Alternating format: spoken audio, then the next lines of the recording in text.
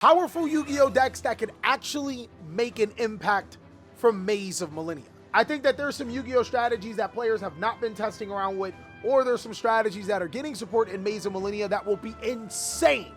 And of course, we have to talk about it. And as always, big dog, I will be putting personal deck lists on my Patreon as a special thank you for helping me pay my editors. Let's jump on in. So Maze of Millennia is actually going to be a little bit better than some of its other set counterparts. It actually has some rockin' Yu-Gi-Oh strategies that might be really good. What is the community sleeping on? Let us know first. I got you, big dog. The first one I want to talk to you guys about is Earthbound. I know. Earthbound. I know it may sound weird, but Earthbound is actually low-key crazy. Earthbound better than Gate Guardian? Bro, I'm telling you, Earthbound is way better than Gate Guardian. Gate Guardian, we were coping. Earthbound, I mean, bro, some of these card effects are kind of crazy. They got some good searchability with Earthbound Stone Sweeper. It can get anything. Then Earthbound Prisoner Groundkeeper. I hope these names change for the TCG. It allows you to summon any level 5 or lower Earthbound monster from your deck or graveyard, guys. Yo, anything that says special summon from the deck, I'm already interested. This card just does it a little bit further by saying the graveyard too. But that's not really the best thing about Earthbound. The best thing is that it can search field spells. There are some really good field spell cards in Yu-Gi-Oh right now. One of the degenerate players' favorite is Secret Village of Spellcasters. And seeing that this deck can Synchro and Fusion summon, being able to summon monsters like Despian Lulu with Lilith, and also Fusion summon into Granganol using Bisteel and Cartesia monsters is not hard. You can mix it with so many great strategies in the game since it is field spell based. There's Invoke that I talked about a little bit earlier since it can search field spell cards. I've seen a Layer of Darkness version, like it's kind of weird, but it kind of cook. The deck is incredibly flexible though, and that's the best thing.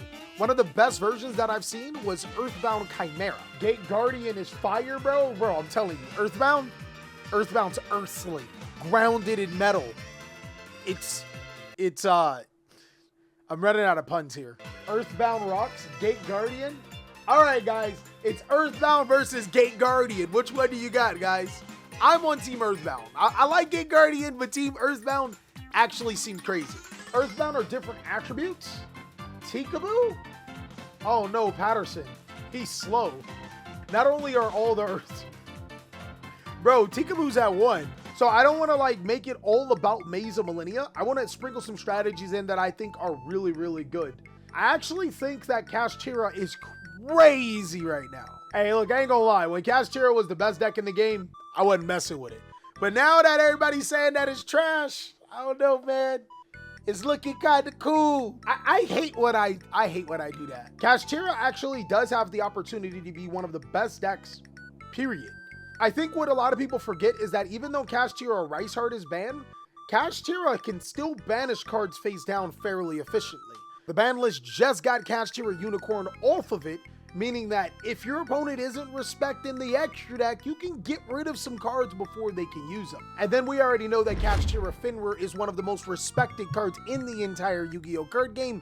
Kashtira can continuously summon Finra. It's almost like the deck is built to summon Finra. One of my favorite things about Kashtira is that you can just summon big monsters to your side of the field, and they actually do something really well.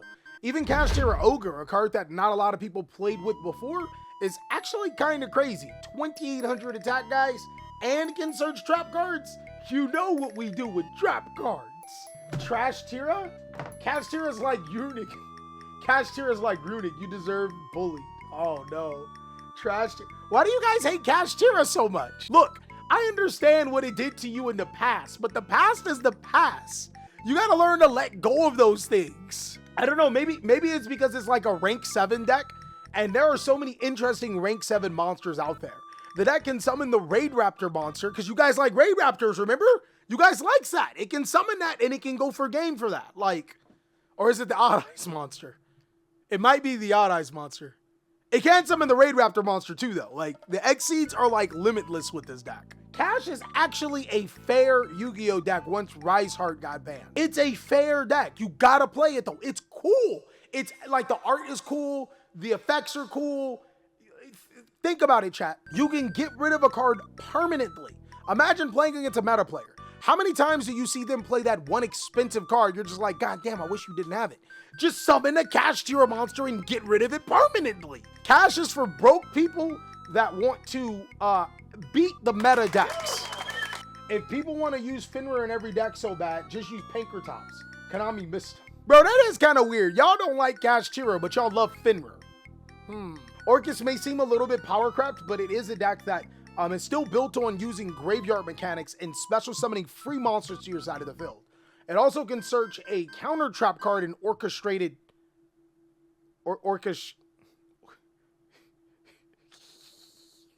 Bro, orchestrated returns the draw card. Orchestrated babbles the field spell. What's the trap card? It can also search one of the best counter trap cards in the game, Orcust Crescendo, which can negate and banish, but also can search you a Dark Machine. That's pretty cool. I think that Orcust will always be good the longer we get like more generic dark support. There was the Bestials, then there's the Resonators, and even the Horus cards can be used, and Phantom Knights. So the deck has a ton of variants, but I don't think that Tingo to Orcust is it, guys. Watch pure Sinful Spoils cook, and it's nasty. Don't sleep on it. Bro, it is. Low. So when the Sinful Spoils Populous comes out, pure Sinful Spoils will be a really, really good deck. They already have some crazy good cards. Snake Eye Ash can not only search any level 1 from the deck, it can summon any Snake Eyes monster as well. And then the other level 1s are no slouch either. The deck is crazy. I've already told you guys to buy those cards before it skyrockets in price. You definitely should be looking up some of those Snake Eye cards and getting really invested into the deck because it's good by itself. But I think overall, when you look at Maze of Millennium, we're going to have to address the elephant in the room. Labyrinth becomes kind of crazy. Okay, so maybe I need to get checked out because I actually do like Labyrinth and I like Kashtira. So I might be the degenerate one in this whole chat room, right? But Labyrinth does get ridiculous because of transaction rollback. It allows them to be able to copy Big Wokum and Wokum Labyrinth. So when you do use cards like Ash Blossom and Ghost Bell on it, they can always go for another one. And it's really easy to actually get transaction rollback into the graveyard. They can use cards like Stovey Torby and Chain Dragolier to just pitch it, or they can just use it to copy your infinite impermanences. But I don't think that that's the only use for transaction rollback. Follow me on this copium. There is one deck that I think is secretly a lot better because of Labyrinth or because of transaction rollback, and it's not just Labyrinth. I think Burning Abyss has a legitimate shot. I'm not coping. Burning Abyss is a deck that is built on being able to send level 3 Fiend monsters from your deck to the graveyard and gain their effects. They can also summon themselves to the side of the field when you have no spell and trap cards. This deck was very good in the mid-2010s and was a deck that was played in almost every single format up until huge power creeps and links. So my thought process for Burning Abyss is that you can use cards like Dante, Traveler of the Burning Abyss, to be able to send trap cards from your deck to the graveyard. You can also get transaction rollback in your graveyard. You can then use transaction rollback as another interruption, banishing it to copy something else and disrupt your opponent. There's also amazing cards like Absolute King Backjack that can set up your trap cards, and then the Burning Abyss is still really good at link climbing. You could even potentially mix like Orcust or Horus or stuff like that to make the deck strong. Am I coping?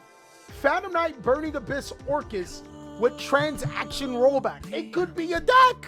Burning Abyss might be copium, but it could work. So I'm definitely going to be trying it out and see how much of an impact it does make. But a deck that I know that is going to be good is Sharks. I think Sharks have a legitimate chance now because the new Exceed armor. With just one card like Buzzsaw Shark because of the new spell card, you can not only make Bahamut Shark totally awesome, but because of your Exceed armored cards, you can turn your Bahamut Shark into the Exceed armor monster, search 2 spell cards, and then turn that into a different Exceed monster. You can also make other cool Exceed monsters like Utopic F-Zero, totally awesome, and all of the Exceed armored Exceed monsters at your arsenal. It's actually pretty good. I am like the most excited for Shark cards out of this entire set because it's crazy how that one card changes the entire complexity of the deck. It becomes a lot better. Dino best deck? Okay, hear me out, chat. Like, Konami actually could be on something.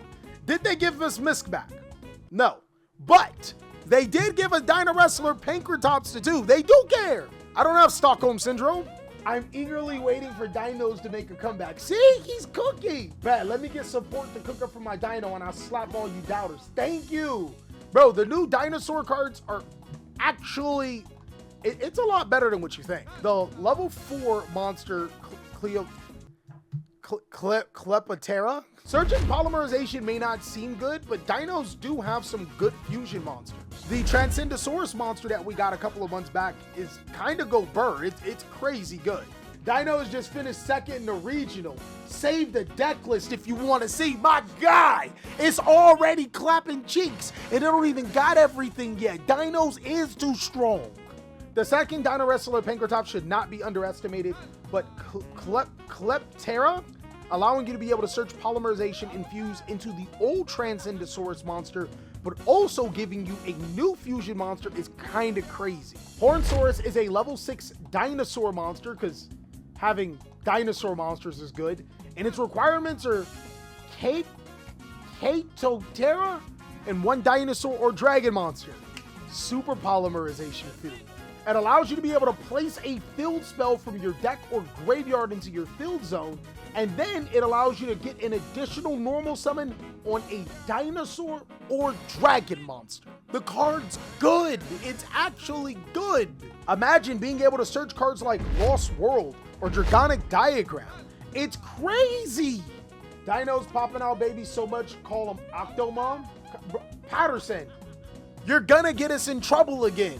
I don't know, chat. I don't think I'm coping. I think that dinos do have a ton of potential, but I might just need to be able to prove it to you guys because it is a crazy good Yu-Gi-Oh deck.